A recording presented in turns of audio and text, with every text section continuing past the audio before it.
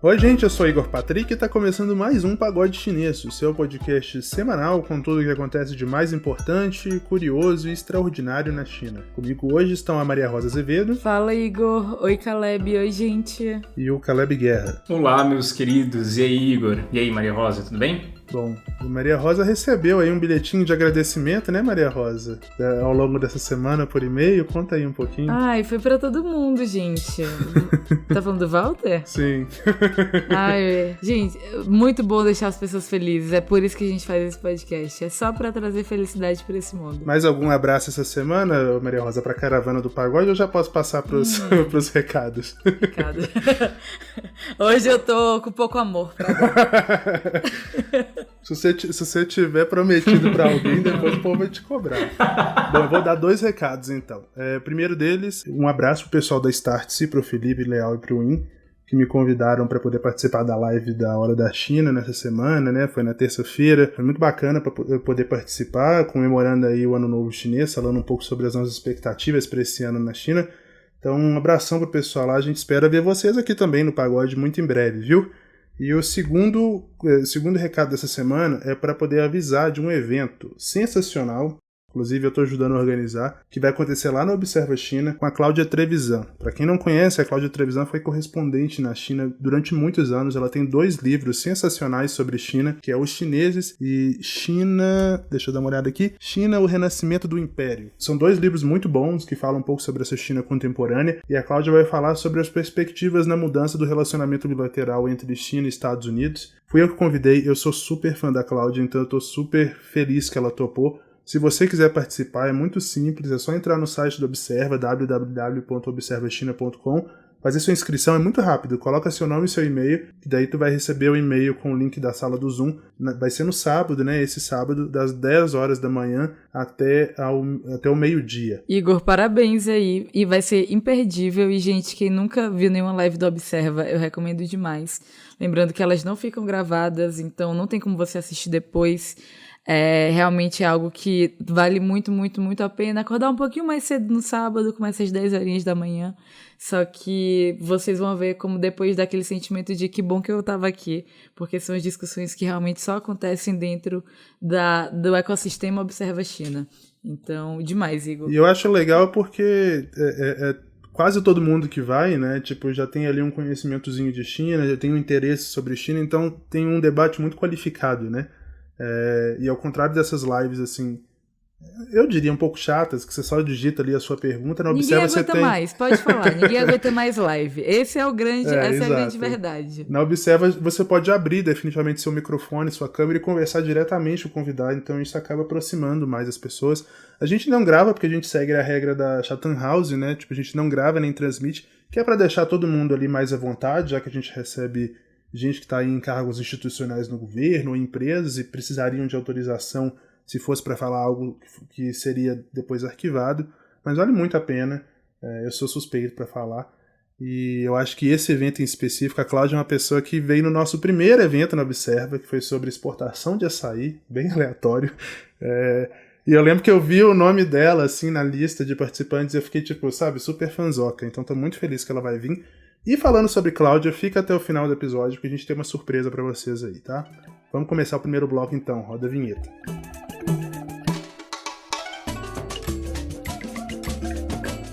O Ofcom, a sigla do Escritório de Comunicação Britânico, decidiu cassar a licença de transmissão da CGTN, que é o canal estatal chinês de notícias. No Reino Unido, emissoras de TV que detêm licenças de transmissão devem obedecer a regras editoriais definidas pelo Parlamento. Além disso, os direitos de uso de frequência não podem ser controlados por órgãos políticos. De acordo com esse órgão, né, o Ofcom, uma investigação concluiu que a empresa dona desses direitos era a Star China Media Limited, que não tinha controle editorial da CGTN e atuava apenas como distribuidor da marca. Nenhum funcionário da Star, por exemplo, trabalhava na gestão diária do canal. A CGTN pediu a transferência dessa licença, mas a solicitação foi negada porque a empresa é controlada pelo Partido Comunista Chinês. Com a decisão, o canal chinês sairá do ar lá na Terra da Rainha. O Ofcom também deve concluir em breve uns processos separados aí dessa questão, que provavelmente devem aplicar sanções contra a CGTN por acusações relativas à parcialidade da emissora e sucessivas violações de privacidade. Em nota, a CGTN expressou, abre aspas, decepção e forte oposição à decisão final do Ofcom, fecha aspas. A emissora disse ser alvo de investigações politicamente motivadas e manipuladas pela extrema-direita no país. A nota termina dizendo que o serviço de notícias é do interesse do público do Reino Unido e cumpre todos os regulamentos nacionais, fornecendo notícias e informações com perspectivas diversificadas e equilibradas. Bom, Igor, a gente sabe que existe uma resistência, né, e uma certa desconfiança também em relação à mídia chinesa ao redor do mundo, já que a mídia de lá é realmente financiada pelo governo, não deixando muito espaço, talvez, para o contraditório. Mas a minha pergunta é, o quão efetivo realmente é essa decisão final do Ofcom em termos práticos? Sim, de fato, a CGTN, na verdade, está dentro de um grande conglomerado, né, que é o China Media Group, que inclui aí a Rádio Internacional da China, que inclusive tem transmissão em português, inclui também a Xinhua, que é a agência de notícias chinesa, né, uma agência gigantesca que está presente em quase todo mundo. E essa decisão, ela tem uma base jurídica importante, correta. Eu acho que as regras são muito claras e elas não foram criadas para a CGTN lá no Reino Unido. Nunca foi permitido que órgãos políticos, sobretudo estrangeiros, controlassem licenças de transmissão no Reino Unido. Então a base legal está correta.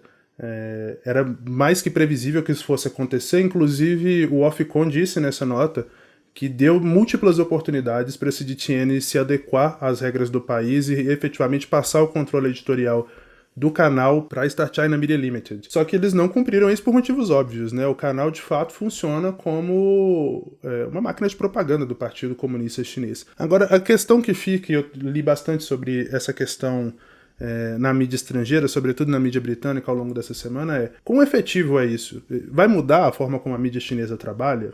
Provavelmente não. O que a gente vai ver, eu imagino, é que a China vai adotar a mesma medida contra a BBC, que já há algum tempo vem fazendo uma cobertura bastante, não diria agressiva, mas bastante dura em relação à China. A gente vai, inclusive, falar um pouco sobre isso logo mais aqui. A BBC, que semana passada, por exemplo, reportou estupros sistêmicos nos campos de concentração em Xinjiang. BBC que foi muito crítica quando a China decidiu fechar Wuhan, chamou de autoritarismo, enfim. E BBC que provavelmente vai ter repórteres expulsos, corre o risco de ter sua licença na China cassada também, o seu site bloqueado. Para lembrar que o site da BBC não é bloqueado na China, por incrível que pareça. Dá para você, inclusive, acessar ao portal da BBC em chinês pelo WeChat. E a gente precisa se perguntar, né? Tipo, mudar o modo de produção não vai mudar. Fazer com que o Partido Comunista Chinês abandone a propriedade da CGTN é impossível, porque a CGTN é o braço internacional da CCTV, que é o principal canal da China. Então é provável que uma decisão como essa ela só sirva para poder deixar os ânimos aí mais exaltados e tornar a vida, por exemplo, de jornalistas britânicos, não só da BBC, mas jornalistas britânicos em geral na China, é muito mais difícil. É algo a se questionar, né? Já que a CGTN, por exemplo, acho que existe uma diferença muito grande aí entre os órgãos de mídia da China no exterior e os órgãos, por exemplo, da Rússia. Canais como RT ou Sputnik, enfim, a mídia estatal russa, ela está muito preocupada em quebrar a narrativa do Ocidente em relação aos acontecimentos mundiais. É um canal que é abertamente confrontativo à mídia ocidental de modo geral e à política ocidental de modo geral. Agora, a CGTN não parece ir muito por esse caminho. Claro que existe parcialidade, eles estão defendendo ali a versão chinesa dos fatos, mas parece que é exatamente esse o objetivo. É apresentar a voz da China, o que a China pensa sobre isso, sem necessariamente ficar criticando muito o que outros veículos estão fazendo, sabe? Então, é esperar para ver. Eu imagino que a essa altura é impossível a CGTN reverter esse processo. Para lembrar que as decisões que estão para sair, que eu mencionei na notícia, estão ligadas a uma cobertura supostamente aí muito parcial em Hong Kong, caracterizando os manifestantes como bandidos, e também a questões, por exemplo, de um oficial de governo que teve um vídeo de uma confissão forçada transmitido pela CGTN em que ele admitia que tinha contratado o serviço de uma prostituta, que é crime lá na China. E esse cara entrou com um pedido contra a CGTN, né, uma requisição contra a CGTN no Ofcom, e provavelmente a emissora também vai sofrer penalidades disso, então é uma questão de tempo até essa situação escalar. A gente já está vendo os resultados disso na própria edição do Global Times hoje. A gente está gravando na terça-feira, né? Uma edição que foi bastante dura em relação à BBC e à atividade dos jornalistas da BBC dentro da China continental. Cambistas chineses acostumados a vender ingressos para shows a preços inflacionados encontraram um novo mercado em Guangzhou, a marcação de horários para formalização de divórcios. Calma que eu vou explicar um pouco como que é essa história. De acordo com o portal chinês Beijing News, os casais da cidade do sul da China, Guangzhou, que é a capital da província de Guangdong, estão muito furiosos porque eles estão sendo obrigados a adiar a separação porque não tem data para apresentar os documentos às autoridades locais. Ainda de acordo com essa reportagem, há revendedores cobrando até 600 yuan, que dá aí mais ou menos R$500, por um horário no sistema online que recebe um grande volume de acessos por robôs assim que abre os slots à meia-noite. Esse sistema foi implementado no início desse ano para atender a demanda gerada pela nova lei de divórcio prevista no novo Código Civil chinês. O regulamento prevê um período de reflexão, entre aspas, que dura 1 mês e só começa a contar a partir do momento em que o casal protocola o pedido de divórcio. Nesse período, qualquer uma das partes pode desistir do processo. Claro que na internet, vários chineses reclamaram das vulnerabilidades da plataforma e exigiram mudanças para tornar aí a marcação mais justa. Caleb, é a ponta do iceberg de uma série de problemas que a gente pode esperar aí com essa nova lei, Lembrando que o Código Civil foi sancionado, no ano passado, já está valendo, trechos dele já estão sendo implementados, e essa questão do divórcio, esse período aí, essa carência para poder protocolar o divórcio foi muito polêmica. Inclusive eu conversei com muitas amigas chinesas que reclamaram muito dessa lei, porque embora a nova lei, ela permita que você, se estivesse sofrendo violência doméstica, por exemplo, não precisa esperar esses 30 dias. Na prática, o que está acontecendo é isso. Então, muitas têm dificuldade em aceitar que precisa esperar. No momento em que você decide que quer se separar mesmo do seu marido, você precisa esperar 30 dias. Então, é uma polêmica que já vem do ano passado, mas que tem uma base aí filosófica confucionista, Você, inclusive, falou sobre isso num evento da Observa China no ano passado. Eu queria que você explicasse um pouco para o nosso ouvinte qual que é o raciocínio por trás dessa lei. Exatamente, Igor. Foi o que você falou. No Congresso Nacional do Povo do ano passado foi votado as cláusulas do primeiro Código Civil. E a partir da cláusula 1077 entra toda uma questão sobre casamento e divórcios, E o que realmente chamou muita atenção foi essa nova cláusula de um período para esfriar a cabeça, um período de reflexão. E então, a partir desse ano, divórcios na China funcionarão em 5 passos. Então, os dois envolvidos na separação registram a decisão de se divorciar. Logo depois, o segundo passo seria o caso ser aceito pelas autoridades locais. Terceiro passo, começa então, a partir daí, um período de 30 dias de reflexão para ambas as partes decidirem se é isso mesmo que eles querem da vida. A parte 4 seriam os dois voltando, para confirmar o desejo de se divorciar, assinando todos os papéis, e a quinta parte é eles recebendo esses documentos e o certificado de divórcio. O Diário do Povo definiu de maneira bem simples esse período, agora obrigatório, antes do divórcio se finalizar, como uma forma de deter divórcios desnecessários e fortalecer a estabilidade familiar. E a Xinhua também, que é outra agência de comunicação, chamou essa parte do Código Civil de a garantia de uma família e, consequentemente, a garantia de uma sociedade harmoniosa. E é por isso mesmo que esse período para esfriar a cabeça antes do divórcio definitivo foi proposto. O cara que propôs pela primeira vez essa ideia foi em 2010, há 10 anos atrás, dizendo que o objetivo seria reduzir divórcios impulsivos. O divórcio, então, sendo um processo fácil e rápido demais, estava se tornando algo que os casais faziam pela manhã e se arrependiam à tarde, segundo o senhor Chão. Então esse período de esfriamento foi proposto, foi assinado, enfim, foi editado até por um professor da minha universidade, a Universidade de Wuhan, um cara chamado Zhang Keping, e ele diz que, em entrevistas para a mídia chinesa, que dados estatísticos oficiais do Ministério de Assuntos Civis provam que nos últimos anos a burocracia do divórcio se tornou algo fácil demais, se comparado com outras questões do tipo a serem resolvidas no mesmo âmbito social. Então, estatisticamente, o divórcio na China tem crescido muito. Quando a gente ouve os números, eles não parecem muito, mas comparado com outros países da Ásia, onde o número de divórcios tem ficado estável ou até mesmo diminuído nesse período, no período do começo do século até hoje, a conclusão é que casais chineses estão se divorciando muito mais do que a média asiática, e esses números então chegaram a preocupar o governo. Então, bom, a primeira preocupação e crítica a essa nova lei, como você mesmo disse, é o cerceamento de direitos individuais, né? Essa nova lei diz claramente que após entrarem nesse período de esfriamento, qualquer uma das duas partes envolvidas no divórcio pode desistir. E como os dois indivíduos precisam estar presentes para formalizar o divórcio após esse período, qualquer um que mudar de ideia no meio do caminho já cancelaria todo o processo, né, e já tornaria esse período, esse processo de divórcio algo bem mais difícil. Até porque, por exemplo, dificilmente uma mulher que sofra abusos dentro de um casamento, a partir do momento que ela decide se divorciar, vai aguentar mais 30 dias ainda casada com um abusador antes de poder, né, e se ele também quiser e estiver presente, se divorciar. Então, realmente, as críticas no Weibo foram bem focadas nesse ponto, inclusive, né? Essa lei falharia em proteger mulheres, principalmente que se encontram em situações de violência familiar. Mas um dos membros do próprio Ministério de Assuntos Civis, o Sr. Yang Zhongtao, disse que essas críticas não se sustentam. Por quê? Porque esse período de reflexão que o Código Civil propõe só diz respeito ao protocolo básico e normal do divórcio. Violência doméstica é um assunto para processo, né, de acordo com outras leis que protegem já o lado vulnerável dos abusos. E divórcios a partir de um processo formal de violência doméstica, enfim, de BO na polícia e tudo, não requerem, obviamente, esse período de 30 dias.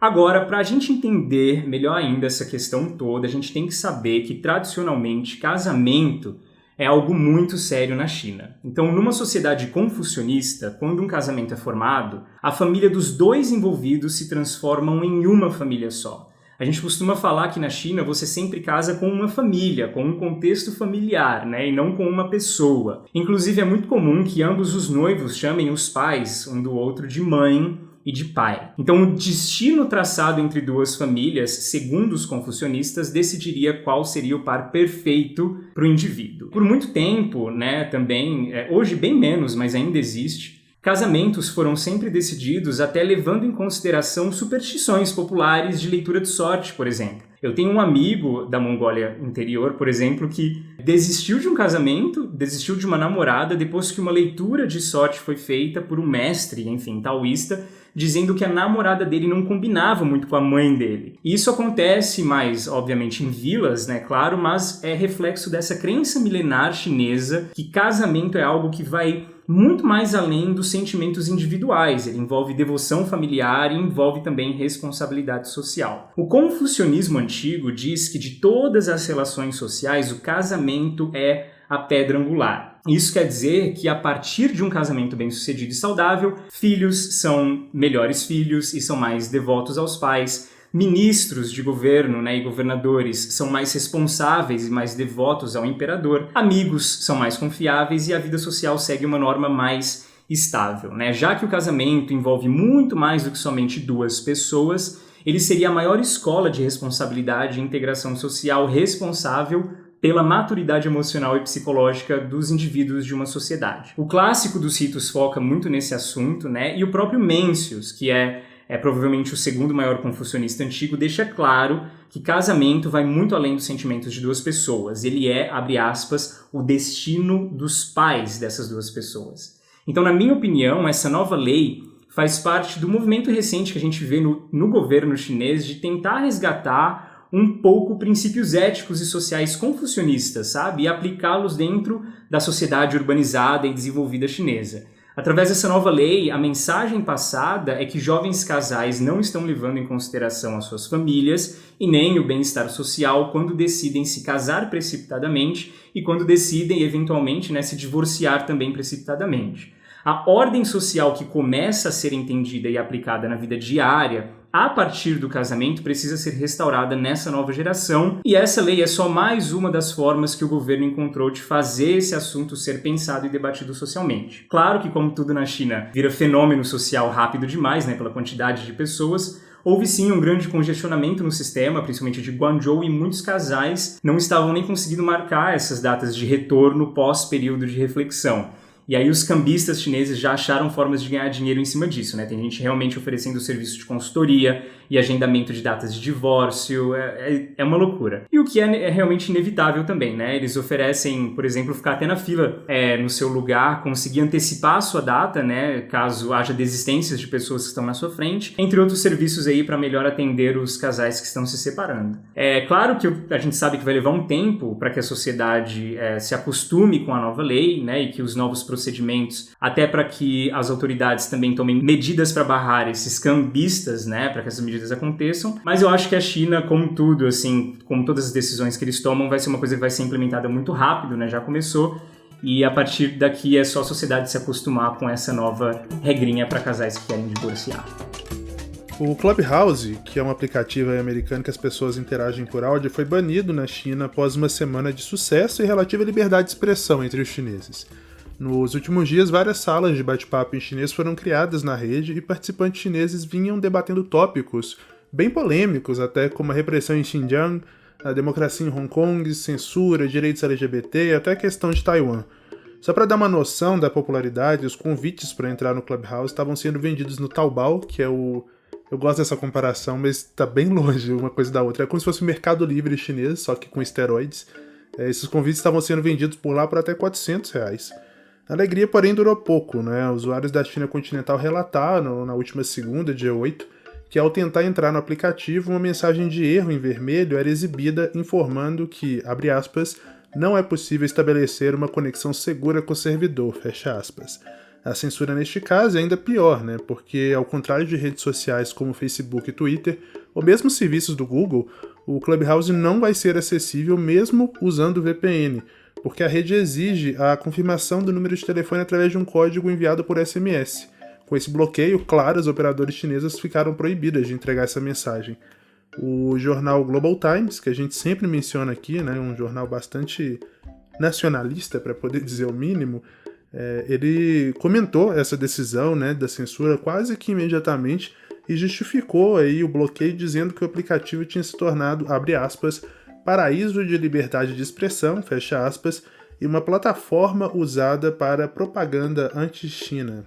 Maria Rosa entrou no Clubhouse essa semana junto comigo. Eu tô viciado nisso. Maria Rosa, por enquanto, ainda não tá usando muito, pelo menos eu não vi. Mas é um aplicativo muito interessante, né? Porque permite discussões, quase como um podcast ao vivo.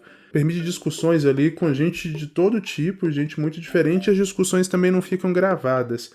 E claro que essa questão, né? Esse espaço aberto para poder conversar com as pessoas bombou na China. Eu fiquei bastante triste, eu confesso, quando eu vi que tinham censurado, embora fosse uma coisa que estava, né, que estava no horizonte, todo mundo sabia que qualquer momento ia acontecer de fato. Eu vi discussões muito interessantes, assim, e eu vi a tristeza de quem estava participando dessas discussões quando o aplicativo foi censurado, né? Tinha gente discutindo muita coisa, assim, que geralmente na China não há espaço para discutir, como eu mencionei, né? A questão dos uigures.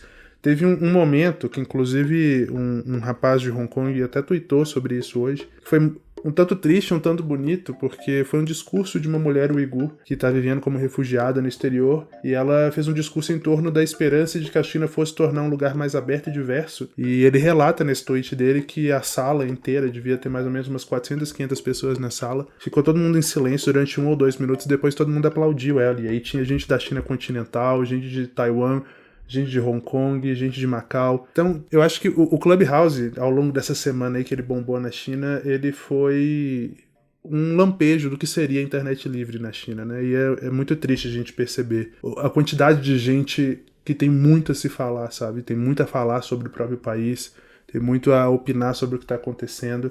E, infelizmente, é o padrão, né, Maria Rosa, em relação a redes sociais ocidentais, e não vai demorar muito até que o governo chinês e as empresas chinesas venham com uma versão chinesa do Clubhouse, mas claro que permite o monitoramento das pessoas. Igor, eu queria falar que quando eu entrei no Clubhouse, dos meus amigos, só tu tava e mais 2 gatos pingados. Então a gente tá no Clubhouse já há um tempinho, mas a gente viu que estourou pra caramba, principalmente aqui no Brasil agora, principalmente nessa última semana, e no resto do mundo foi bem parecido. E como você já falou, o Clubhouse, que é essa nova rede social que promove essas salas de bate-papo, isso tem visto muito, principalmente principalmente dentro desse mercado especulativo de venture capital, né, de capital de risco, então que investe em startups, como a rede social do futuro. E isso vem de uma aposta muito grande em áudio que está acontecendo dentro desse mundo, principalmente de tecnologia, que acaba sendo o mundo dessas pessoas que vão ditando essas tendências a partir também do dinheiro que elas colocam dentro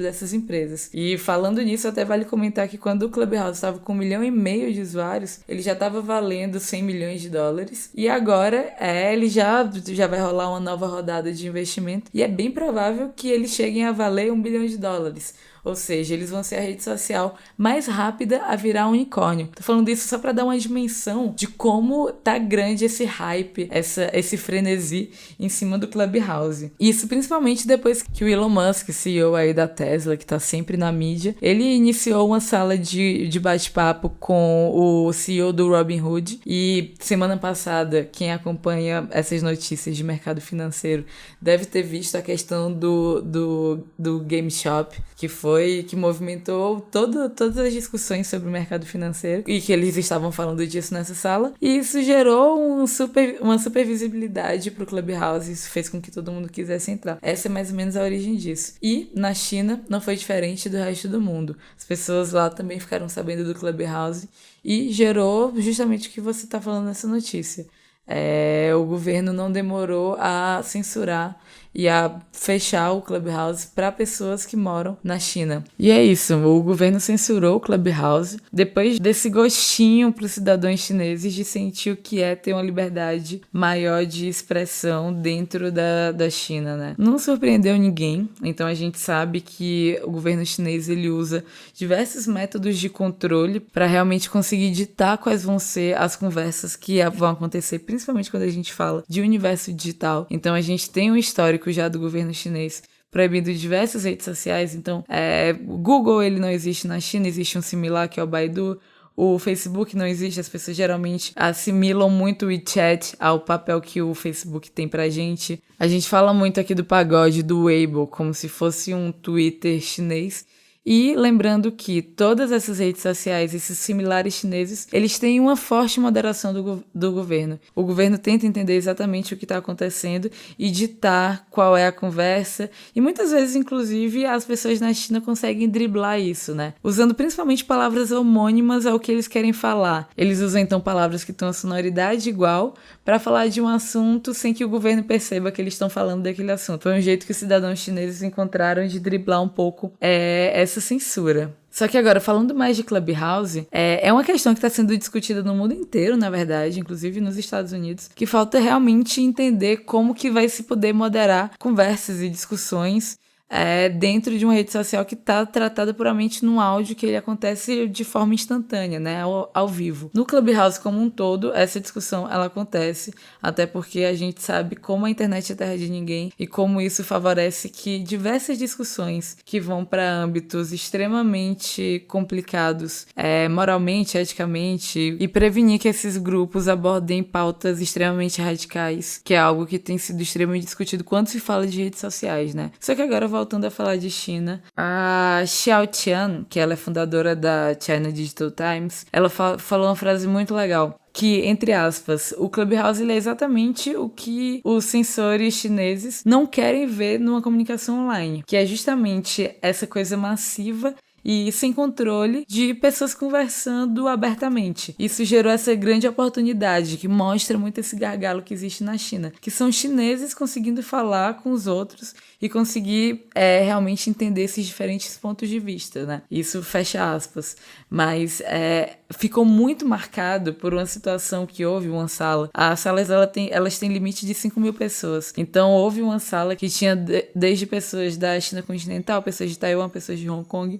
E uma pessoa da China continental comentou sobre não acreditar nos campos de concentração que há em Xinjiang. E aí, nessa sala, apareceu uma mulher de Xinjiang, que ela se identificou, inclusive, falando que sim, que a família dela, os familiares dela estão nesses campos de concentração. E essa mulher mulher que é islâmica falou que isso realmente é algo que existe. E nessa sala, tanto uma pessoa de Taiwan quanto uma pessoa de Hong Kong aplaudiram a coragem que ela teve de se pronunciar. Outros tópicos extremamente complicados também para o governo chinês, como, por exemplo, o massacre da Praça Celestial de 89, né, 1989, também foi um tema que foi discutido em diversas salas dentro do Clubhouse. E esse é um tema que o Grand Firewall, né, que é como se chama, é justamente esse sistema protetor da internet da China, é um tema que por lá é o tabu do tabu do tabu. Então, tudo isso durante esse tempo onde o Clubhouse teve disponível na China, foram diálogos que aconteceram. E aí isso também explica o frenesi de pessoas tentando comprar, como até você disse, Igor, no Taobao, um convite para entrar no Clubhouse, porque realmente é algo que há muito tempo não acontecia, né? Esse gostinho que aconteceu entre esses chineses de conseguir falar abertamente com temas que são quase impossíveis de serem comentados no mundo online com pessoas que têm diferentes pontos de vista.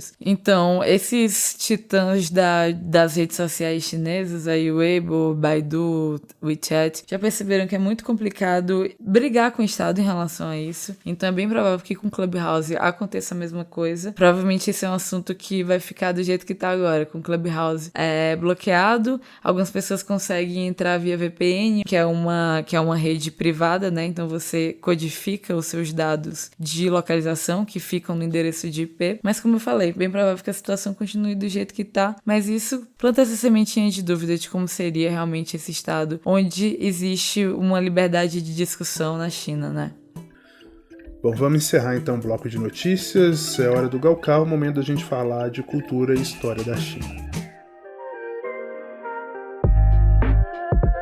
Volta e meia a gente menciona Xinjiang aqui, né, que é um assunto dificílimo, e para ajudar o nosso ouvinte a formar opinião, a gente sempre tenta trazer aí um pouco de história chinesa, algo que a gente sempre bate na tecla aqui que é essencial. E um ponto central nessa questão é o islamismo. O Caleb vai contar hoje pra gente sobre vários momentos políticos e históricos centrais para os muçulmanos ao longo de várias dinastias na China, mas de uma forma um tanto quanto particular e diferente. Ele vai fazer isso relembrando a convivência dele com colegas muçulmanos na universidade. Vai lá, Caleb. Bom, a minha história pessoal com muçulmanos chineses começa em 2011, quando eu cheguei em Lanzhou, a capital de Gansu, para estudar mandarim. E como eu queria aprender mandarim mais rápido, eu pedi para a universidade deixar eu morar com estudantes chineses no dormitório deles. E por sorte, ou por destino, eu caí num dormitório de 4 pessoas, eu sendo o quarto a entrar. Fui dividir, então, esse quarto com 3 chineses, todos eles muçulmanos. E, na verdade, um de cada etnia, né? Um era Hui, o outro era Dongxiang e o outro era Uigur. E eu fiquei super feliz, né? Sempre gostei de minorias étnicas e tudo. E foi com eles que eu aprendi o quão rica e complicada é a história de muçulmanos na China. Por exemplo, sempre que eu estava sozinho com meu amigo Hui, ele dava um jeito de me dizer que o povo Hui era o único povo verdadeiramente muçulmano da China. Sempre que eu estava sozinho com meu amigo Dongxiang, ele falava que outras etnias muçulmanas nem gostavam tanto deles assim, então eles eram meio isolados do resto do grupo. E quando eu estava com meu amigo Uigur, ele dizia que as outras etnias muçulmanas eram muito moralistas e também longe de serem os que tinham a interpretação correta sobre o islamismo verdadeiro. E claro, o objetivo das universidades, chinesas em colocar essas diferentes minorias muçulmanas no mesmo quarto era que houvesse, pelo menos naquele período educacional, uma forma de interação entre eles para tentar mudar um pouco esse cenário de desconfiança que uma etnia tem com a outra. E o mais engraçado de tudo é que ao conversar com amigos muçulmanos estrangeiros, eles me diziam que não havia islamismo verdadeiro na China. Então, para entender como nós chegamos até aqui, a gente vai puxar da história alguns acontecimentos importantes envolvendo muçulmanos. Até porque tem muita gente que ainda não sabe que existem milhões de muçulmanos na China, cada etnia com sua cultura e costumes, e uma bem diferente da outra. A história dos muçulmanos chineses, na verdade, começa com a Rota da Seda, uma rota comercial que conectava a China com o Egito Antigo, a Mesopotâmia, Pérsia, Índia e até Roma, levando principalmente a seda da China até esses lugares. Esse comércio pela Rota da Seda, ele inclusive precede a fundação do próprio islamismo, Então povos ali da Ásia Central e árabes pré-islâmicos já eram bastante familiarizados com produtos chineses e mantinham também grande contato com o império que até então era bastante desconhecido por eles. E com a islamização gradual de povos ali da Ásia Central, muitos conflitos começaram a acontecer entre eles mesmos. E em algum momento, alguns desses povos começaram a viajar para o leste, para terras chinesas, em busca de melhores lugares para se assentar. Inclusive tem um povo ali em Qinghai que chama Salar. O Salar tem uma história bem fantástica de como chegaram até a China. Eles dizem que um ancestral antigo encontrou um camelo branco e fez uma promessa que seguiria esse camelo branco até onde ele parasse para beber água. E nesse lugar, então, ele criaria sua família e seu povo. E essa é a história do povo Salar. Eles têm uma estátua, na verdade, no exato lugar onde esse camelo branco parou, que fica ali perto da cidade de Xining. E muitas outras famílias e minorias muçulmanas também fizeram o mesmo. E aí nós chegamos na dinastia Tang. A dinastia Tang, né, que rolou até o começo do 10º século, teve os muçulmanos impactando socialmente e culturalmente e começando a fazer parte mais integral do grande império. Nesse período da dinastia Tang, os muçulmanos praticamente dominavam o comércio e conheciam as rotas comerciais como ninguém. E a dinastia Tang também é conhecida como o ápice da pluralidade étnica e do multiculturalismo da China, né? Você tem uma presença forte até de nestorianos e maniqueístas ali representando alguma forma de cristianismo, e nessa época igrejas, mesquitas, templos taoístas, confucionistas e budistas eram vistos em todo lugar. Até o zoroatrismo era bastante forte no império. Durante a dinastia Song, que vem logo após a Tang, essa influência dos muçulmanos na sociedade se intensificou bastante. Aqui eles ganharam postos de diplomatas, dentro do império mesmo, né? De acordo com registros históricos, nesse período, o imperador Song convidou mais de 5.000 famílias de Bukhara, no Uzbequistão, para vir à China fazer parte do império. A ideia era que esses povos agregados agora ao império ajudassem a desenvolver a sociedade, né? E se posicionassem ao norte, para ajudar o imperador nas guerras contra os bárbaros do norte, né, os mongóis. Registros oficiais dizem que durante esse período mais de 10.000 pessoas, entre homens e mulheres, e crianças também vieram e se espalharam pelo império ali.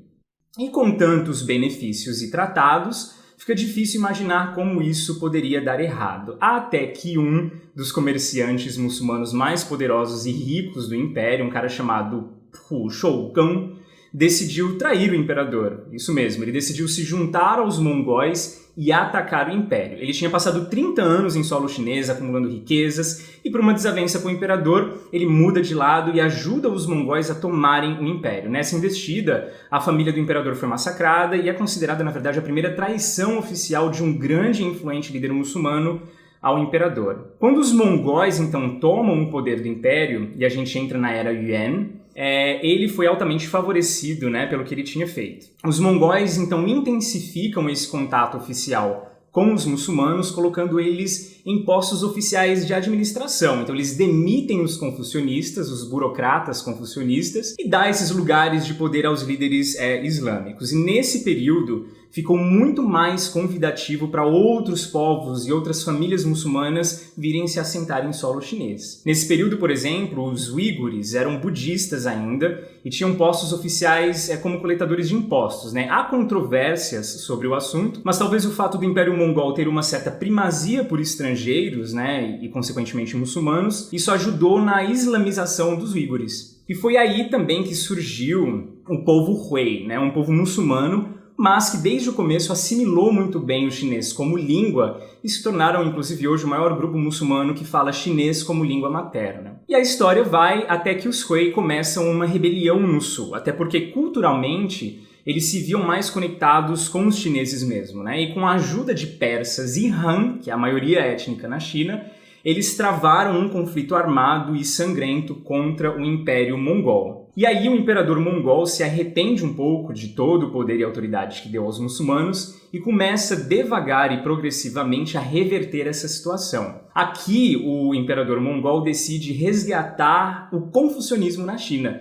Ele começa a querer regulamentar, por exemplo, a vida muçulmana a partir de princípios confucionistas. Talvez porque ele reconheceu que tenha subestimado o poder do confucionismo na sociedade chinesa. A partir daí, então, ele pede, por exemplo, que casamentos sejam feitos sempre de forma e rito, confucionistas, né, e que os clérigos e líderes religiosos paguem impostos também, já que eles não pagavam. E a gota d'água foi provavelmente querer proibir que os muçulmanos sacrificassem animais de forma halal, né, a forma permitida de abatimento de animais segundo a tradição islâmica. E aqui, então, estouram várias guerras civis, claro, né, e o interessante é que muçulmanos se uniram com os Han contra os mongóis. Então, com a queda da dinastia Yuan, nós entramos então na dinastia Ming, e aqui o Sun e o Hui contribuíram para a pacificação total entre os povos ali da China, né? E na verdade essa é conhecida como a Era de Ouro do islamismo na China. Havia centros de ensinamentos islâmicos, escolas para muçulmanos também. O próprio fundador da dinastia Ming decidiu confiar em muçulmanos e dar novamente postos de autoridade para eles no império. Então, generais, ministros de governo, a integração dos muçulmanos na sociedade aqui foi ampla e profunda. Aqui também nós temos o próprio Zheng He, o maior explorador marítimo que a China já conheceu, né, com suas famosas expedições chamadas de viagens de tesouro, onde ele levava tesouros chineses para os países ali da Ásia para conseguir embaixadores para o império. Casamentos mistos foram feitos, mesquitas com uma certa estrutura chinesa foram criadas, e aqui se aprofunda a identidade muçulmana chinesa mesmo, né, levando a uma certa separação dos muçulmanos chineses com o resto dos muçulmanos do mundo. Já na dinastia Qin, que vem logo depois, há uma briga entre os povos muçulmanos chineses. Alguns queriam, na verdade, a restauração da dinastia Ming e outros eram contra. Então houve uma revolta, né, a famosa revolta dos Donggan, um povo muçulmano dali, e foi aí que houve uma grande ruptura na harmonia entre eles, né, entre os povos muçulmanos chineses. Porque numa dessas guerras civis desse povo contra o império, muçulmanos que eram leais à dinastia não foram ajudá-los. E aqui muitos ressentimentos foram criados, né, entre as etnias muçulmanas. E eu tenho amigos que conversam sobre esses ressentimentos até hoje. É tão interessante essa parte da história que hoje no Cazaquistão tem uma minoria étnica chamada Donggan, que fugiu da China após essa guerra civil, e até por influência da União Soviética, eles falam um dialeto do chinês, né, o dialeto de Shanxi, mas usam um alfabeto escrito russo. E é um chinês, então, escrito com um alfabeto russo. É digno de estudar. Eu já li uma poesia nessa língua e é fenomenal. Então a gente chega no começo do século XX, né, e aí nós tínhamos mais de 20 milhões de muçulmanos na China, e na queda do Império Qin, de novo, alguns muçulmanos eram contra e outros a favor. Mas principalmente os Hui, eles se juntam novamente aos Han para fazer história, né, e derrubar o Império Qin. Mas logo essa briga muda, já que os japoneses entram na China e destroem centenas de mesquitas e matam centenas de muçulmanos. E aqui, então, a briga vira contra os invasores, né, um outro tipo de ameaça que entra no território, e aqui alianças entre os povos muçulmanos chineses são formadas. Em 1953, na Era Mao,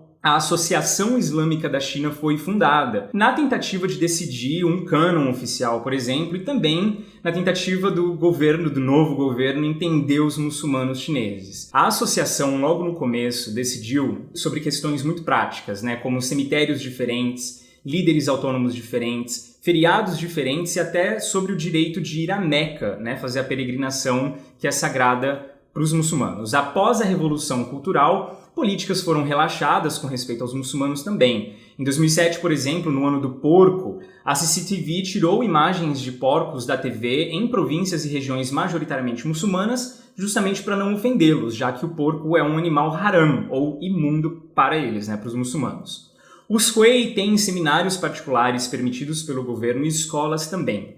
Hoje, são aproximadamente 60 milhões de muçulmanos na China, e colocar todos eles numa caixinha só é algo bastante errado de se fazer. Quando você caminha pelas ruas de uma região mais islâmica na China, você vê que pela estrutura das mesquitas, dá para identificar a denominação ou a minoria a qual ela pertence. Eles se sentem bem diferentes uns dos outros e eles têm muitas opiniões que divergem. Entre eles mesmo existe muito preconceito, desconfiança e até mesmo sentimentos de superioridade, como eu disse no começo, né? Cada um se sente mais muçulmano que o outro. Mas a identidade islâmica chinesa ainda está sendo construída nos dias de hoje. Mais do que nunca, muçulmanos fazem parte ativa da sociedade e têm muitos direitos sendo concedidos pelo governo. Crianças e jovens de regiões remotas, né, e muçulmanos ganham bolsas e ajudas do governo para estudar e para irem para a faculdade, especialmente mulheres muçulmanas. Eu tenho várias amigas que entram nas universidades através desses programas sociais desenhados só para ela. Então, no mundo atual, os muçulmanos chineses seguem lutando por uma identidade cultural que faça sentido, já que eles sofrem preconceitos até mesmo de muçulmanos estrangeiros, né?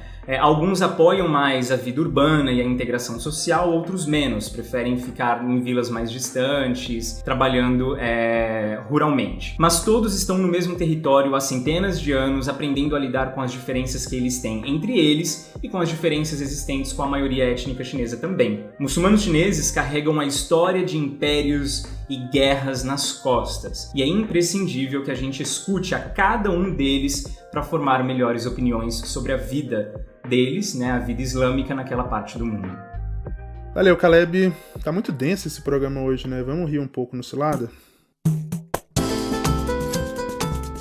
Só quem já passou pela experiência de ir a um hospital chinês sabe como é um enorme perrengue tentar se comunicar sobre termos médicos e sem conhecer os procedimentos lá na China, né?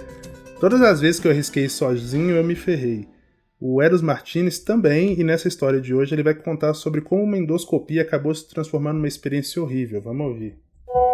Eu cheguei na China no final de 2018 e naquela época eu comia muito Rogamian, que é um prato típico lá de Wuhan. Só que depois de um certo tempo eu comecei a ter muita gastrite. Daí eu fui na clínica médica da universidade e eles falaram que eu precisava ir num hospital lá fora da universidade para fazer um exame, que no caso era uma endoscopia. Quando eu fui no hospital lá fora da universidade, a médica então me falou que tinha 2 tipos de endoscopia, né? Tinha o tipo A e o tipo B. E aí eu perguntei pra ela qual que era a diferença. Ela falou uma palavra que na hora eu não entendi, não sabia. Só que o tipo A, por exemplo, era metade do preço do B, assim. Aí eu olhei a minha bolsa de estudos, o dinheiro ali contado, eu falei, acho que eu vou no tipo A, mesmo que é mais barato. Eu até perguntei pra médica, né, qual tipo de exame sai mais. Aí ela falou, é o tipo A, o mais barato. Aí eu falei, então é esse mesmo que eu quero. E sem saber qual que era a diferença dos 2 exames. Aí eu paguei tudo bonitinho e fui fazer o exame. Aí na sala do exame que eu descobri qual que era a diferença dos 2 tipos de exame. É que o tipo A não tem sedativo, você faz acordar na endoscopia. Então, eles vão colocar lá o cabo na sua boca até chegar no seu estômago e você acordado. E foi essa minha experiência mais engraçada / traumática que aconteceu ali, que eu percebi que talvez, assim, o barato saiu caro.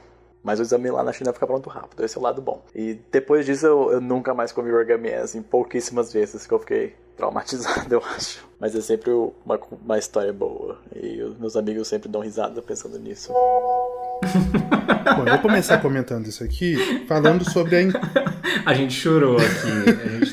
A gente tá gravando pela segunda vez, porque na primeira foi só lágrima.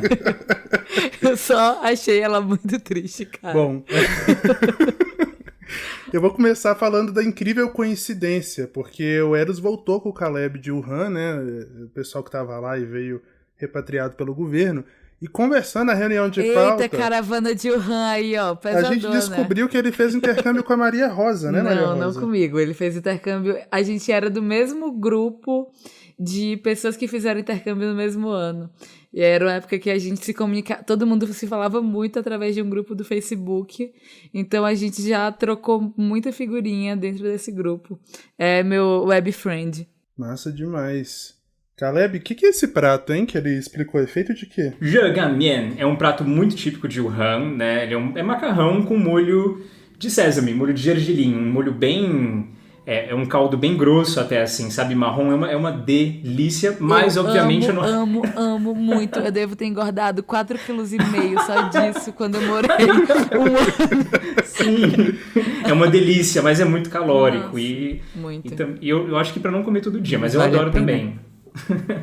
É que assim, esse tipo de coisa típica você encontra no melhor dos restaurantes por um preço muito caro, mas você também encontra em qualquer esquina por um preço muito barato, né? Aí vai dar sorte, né? Nossa, qualquer vai lugar dar é bom. sorte na Eu esquina. comprava em qualquer loja de conveniência. tava pronto lá, e aí vem com um pepino e uma cenoura, né? Então você mistura tudo. E é muito gostoso. Sim, eu amo. Maria Rosa tá por dentro. Maria Rosa, valeria aí a tristeza de depois se submeter a uma endoscopia sem anestesia? Eu sou do Piauí, né, Igor? Ai. Tô brincando, no Piauí tem hospital. Para de falar. Daqui a pouco você é cancelada, viu? Você tá vendo como é que tá no BBB. Exato, Brasil. Todo dia cancelam um. Mas, cara, tipo, eu fico imaginando, porque eu fiz endoscopia alguns anos atrás, e inclusive quem fez em mim foi a minha tia. E ela falou que quando eu fiz, eu não lembro disso, porque o sedativo te dá uma amnésia de curto prazo, mas ela falou que teve 3 pessoas que tiveram que me segurar, porque na hora que o cano começou a entrar na minha garganta, eu fiquei desesperado e saí chutando todo mundo. Traumático. E eu não lembro de nada disso. Mas eu fico imaginando, tipo assim, você fazer isso tudo acordado eu não teria condição. Tipo, essa sensação de engasgamento na minha garganta é um negócio que eu não consigo suportar. Gente, que traumático. Caleb, você já passou por experiências traumáticas em hospitais da China também? Eu tenho vários. Durante a reunião de pauta a gente comentou alguns, mas você já passou, A reunião cara? de pauta ficou de 3 horas só de causa. A gente se identificou muito com essa história. Meu, sim, real, mas assim, pelo menos eu não sei do Eros, mas da minha parte é sempre o orgulho de ir além nas perguntas que eu faço pra doutora, entende? Então, sempre acontece isso com quem tá estudando qualquer língua, mas em mandarim é imprescindível. A gente acha que ela quis dizer uma coisa e tem uma fila de gente atrás da gente, e quando ela pergunta pra você entendeu o que eu quis dizer? Eu acho que é uma coisa muito natural a gente falar que entendi. Então, sabe, a gente perde muita coisa na tradução e se enfia em cada buraco, assim, real. Foi semana passada ou semana retrasada que eu falei da minha tosse na China? Foi semana passada, né? Passada. Foi. Pois é, quando eu tive essa tosse, eu até mencionei no episódio que eu fui várias vezes ao hospital, cada vez que eu ia era uma doença diferente. Então, embora eles não tenham conseguido resolver meu problema, uma coisa que eu achei muito fofinho é que, tipo, todos eles faziam um esforço enorme de tentar se comunicar comigo em inglês. Não que fosse adiantar muita coisa, porque eu não conheço muitas palavras de termos médicos em inglês, então... Exato. Ei, e o Grey's Anatomy não tá em dia? Grey's Anatomy não tá em dia, eu só assisti a primeira temporada, não tem essa formação, Maria Rosa. Mas aí, tipo assim, não adiantava. Não, a dica de ouro é sempre levar um amigo local com você pro hospital. Sempre. Ah, sim, quando dá, sim. Da última vez que eu fui, que eu tava lá... É incrível. Toda vez que eu chego na China, eu vou pro hospital. Invariavelmente. Então, todas as vezes que eu fui pra lá, eu fiz um plano de saúde, um seguro internacional, porque eu sei que eu vou precisar ir pro hospital em algum momento. E da última vez não foi diferente. Eu fui do Brasil pra Alemanha. Vocês veem que o Igor é aquela pessoa otimista, né? Que ela é pra cima. Hipocondríaca. Você vê o copo meio cheio. Eu fui do Brasil pra Alemanha pra visitar minha prima e tudo mais. E da Alemanha eu fui pra China. E na Alemanha... Tinha alguns anos que eu não via minha prima, a gente bebeu muito, a gente se esbaldou, e aí eu cheguei na China destruído, fui pro hospital e tal. Primeiro fui no hospital internacional. Aí a culpa é da China, né? Longe disso, a culpa é minha mesmo, eu sou retardado. E aí eu fui no hospital chinês, né? O hospital da minha universidade, inclusive com um hospital de referência lá em Pequim, o hospital da Universidade de Pequim. E uma amiga minha, do meu curso, inclusive, que é chinesa e falava português fluente, me ajudou, fez a tradução, mas ela não ia poder ficar comigo lá o tempo todo. Então a médica teve todo o cuidado de, tipo, eu fui pra consulta depois de pegar os resultados do exame dela, ficar digitando os termos no Google Tradutor pra eu entender, aí perguntava se eu tinha entendido, e aí depois tentou pronunciar o nome da palavra em português. Eu achei isso muito fofo, gente. Então, independente aí dos perrengues, foram muitos, e não foi só em Pequim, não, foram em várias cidades da China, eu acho muito legal. Valeu pela história, Eros, e se você também já passou por uma situação divertida lá na China, ou mesmo aqui no Brasil, né, lidando com os chineses e com a cultura chinesa, manda pra gente. É só gravar um áudio de até 3 minutos e enviar no nosso Instagram, @pagodechinês, ou pelo nosso canal oficial no Telegram. O link é t.me/pagodechinês. A gente tá esperando o seu relato. Senhoras e senhores, mandarins e mandarinas, mais um episódio do Pagode Chinês chegando ao fim, e chegou a hora das nossas recomendações. Hoje eu vou recomendar o projeto Chinese Film Classics, que é de um professor canadense chamado Christopher Hia. Na verdade é um compilado que ele fez, né? São 12 filmes chineses clássicos anteriores à Revolução Comunista de 49, e junto com o filme ele anexa uma aula explicando o conteúdo e o contexto histórico de cada um deles. Eu sei que parece coisa de gente cult, mas confia em mim, quando você assistir é de cair o queixo, gente. Eu tive uma palestra em Pequim sobre esse tema, eu fui lá torcendo o nariz porque era uma palestra obrigatória do meu curso, achei que ia ser um porre, mas quando você assiste, você descobre os temas que que eram tratados, né, super vanguardistas, assim. Teve um filme, por exemplo, que eu assisti, que inclusive tá nessa lista, filme de 1922, se não me engano, discutindo sobre cultura do estupro e machismo na China, uma coisa que você jamais imaginaria sendo discutida lá atrás, ainda mais na China, né? Quando você assiste, você fica até zonzo, você fala assim, gente, realmente jamais imaginaria.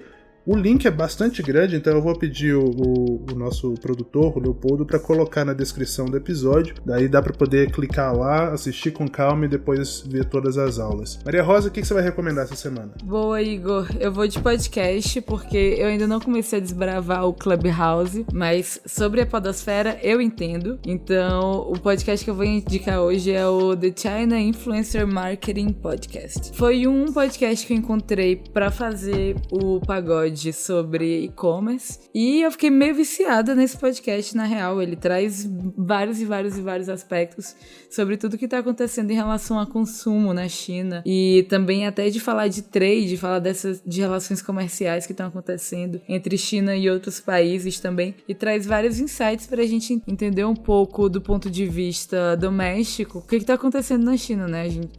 Tem muita coisa acontecendo o tempo inteiro e de fora é quase difícil de acompanhar, tão frenética que é a coisa. Então tem sido muito interessante acompanhar esse podcast, até também para trazer coisas aqui pro nosso dia a dia. Acho que tem muita coisa que dá para aprender.